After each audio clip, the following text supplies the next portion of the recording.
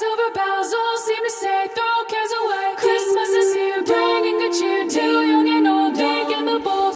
നമ്മുടെ ഉണ്ണീശോയ്ക്കുള്ള പുൽക്കൂടൊക്കെ വെച്ചോ എല്ലാവരും?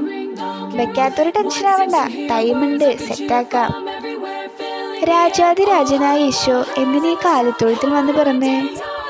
ഈശോയ്ക്ക് വേണേ വലിയ കൊട്ടാരത്തിലോ മാളികയിലൊക്കെ ജനിക്കായിരുന്നു. എന്നാൽ ഏറ്റവും താഴ്ന്ന് എളിയവരിൽ എളിയവനായാണ് ഈശോ ജന്മമെടുത്തത്.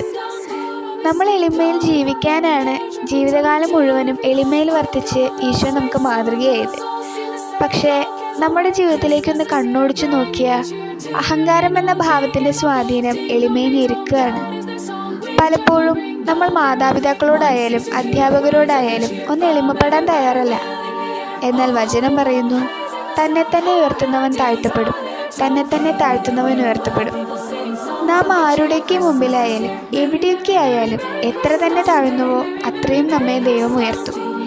എളിമയെന്ന പുണ്യത്തിന് സ്വർഗത്തിൽ വലിയ സ്ഥാനമുണ്ട്. Hark how the bells, sweet silver bells,